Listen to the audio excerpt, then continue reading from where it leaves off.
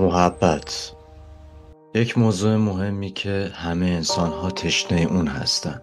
انسان‌ها وقتی از طرف شخصی مخصوصاً از طرف پدر و مادر محبت نمی‌بینن به مشکلات زیادی دچار میشن. کمبود محبت میتونه باعث بشه فرد دچار احساس ناامنی عاطفی بشه. یعنی همیشه بترسه طرد بشه یا کافی نباشه. ممکنه اعتماد به نفسش پایین بیاد، چون پدر و مادر اولین کسانی هستن که به ما یاد میدن که ما با ارزش هستیم. حتی بعضیا تو رابطه های عاطفی یا خیلی میچسبن به طرف یا برعکس از صمیمیت فرار میکنن و در طولانی مدت ممکنه به اضطراب و افسردگی ختم بشه. محبت انگار چیزی داره که همه چیز انسان‌ها به اون مربوط یا وصل هستش، چون زمانی که یک انسان محبت نمیبینه هر کاری حاضر هست انجام بده تا بتونه اون محبتی رو که به اندازه دریافت نکرده و بابتش خلأ ایجاد شده رو پر کنه. خیلی وقتا این کار به شکل گدایی محبت در میاد، یعنی آدم شروع میکنه از هر کسی دنبال توجه و محبت بودن. پدر و مادر منبع اصلی محبت محسوب میشن. اگر از طرف اونها به اندازه دریافت نشه، انسان دچار یک نوع شکست درونی میشه و بعد به دنبال راه حل براش میگرده. یه سریا بعد از کلی صبر و گشتن اگه چیزی پیدا نکنن و جایگزین برای اون خلأ پیدا نکنن ناامید میشن و یا خودشون رو میبازن. حتی ممکنه در نهایت به فکر پایان دادن به زندگیشون بیفتن. پس مشخصه که محبت یک موضوع خیلی حیاتی، غریزی و مهم محسوب میشه. اگه یه نفر این خلأ رو بیش از اندازه سرکوب کنه، وضعیت وخیم‌تر میشه، چون ذهن برای بقا هر کاری میکنه تا محبت رو دریافت کنه. در نهایت حتی میتونه باعث مشکلات روحی روانی جدی بشه. اینجا یک سوال اساسی پیش میاد: محبت رو چطور تعریف میکنی؟ آیا فقط توجهه؟ یا تکیهگاه بودن یا برخورد درست داشتن محسوب میشه؟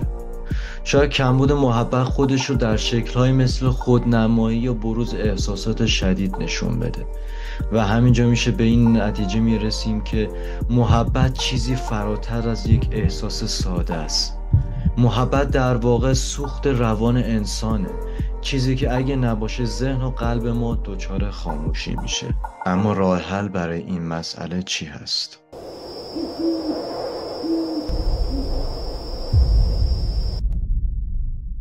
یه سری جایگزین‌های مختلف وجود داره، اما این نکته رو یادمون نره قبل از هر چیز، این که خیلی ها هستن که جایگزین‌های مختلف برای این خلأ میگیرن، ولی یادمون باشه جایگزینی ما باید انتخاب کنیم که ما رو احیا بکنه، نه اینکه ما رو آسیب بزنه. پس قبل از هر چیز اینو ما باید یادمون باشه. حالا بریم سراغ جایگزین‌ها. 1. روابط انسانی سالم. دوست صمیمی یا پارتنر. بعضیا این خلأ رو در رابطه عاطفی یا دوستی عمیق پر میکنن. کسی که بتونه تکیهگاه باشه، شنونده باشه و حضورش حس امنیت بده. یا گروه اجتماعی یا جمع حمایتی میتونه خیلی کمک بکنه. اینکه مثلا هم فکر و همدل باشیم توی یک مسئله های خیلی خوب مثل موسیقی، ورزش و خیلی کارهای دیگه. 2. معنویت و ایمان. خیلیا محبت رو در رابطه با خدا یا یک باور معنوی تجربه میکنن. حس دوست داشته شدن بی قید و شرط که خیلی وقتا دین یا معنویت میتونه اون خلأ رو پر کنه. 3. خود محبتی. یکی از قوی ترین جایگزین‌ها محسوب میشه، چون تو یاد میگیری که تو به خودت توجه داشته باشی و به خودت محبت بکنی، با خودت مهربون باشی و نیازهای روانی و جسمی خودت رو بتونی به تنهایی برطرف بکنی. خود محبتی باعث میشه که تو نسبت به خودت حس ارزشمندی داشته باشی و از درون بتونی خودت رو بسازی. 4. هنر و خلاقیت. ما میتونیم از طریق هنر، حالا نقاشی، موسیقی، نویسندگی یا هر چیز دیگه یا حتی ورزش، میتونیم اون خلایی که توی درونمون هستش رو بروز بدیم و میتونه خیلی ما را این موضوع کمک بده. 5.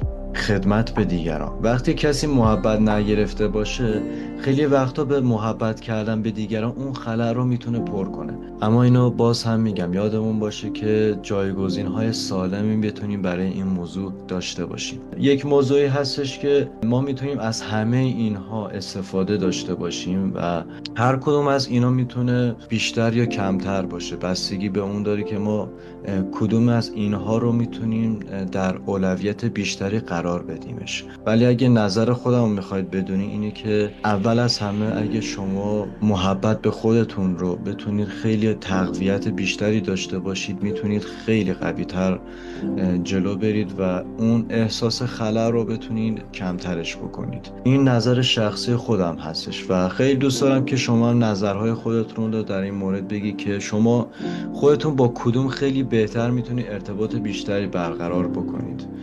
و اگه دوست داشتید میتونم حتی در مورد محبت به خود رو بیشتر حالا توی ویدیو جداگانه توضیح بدم که خیلی میتونه کمکتون بده.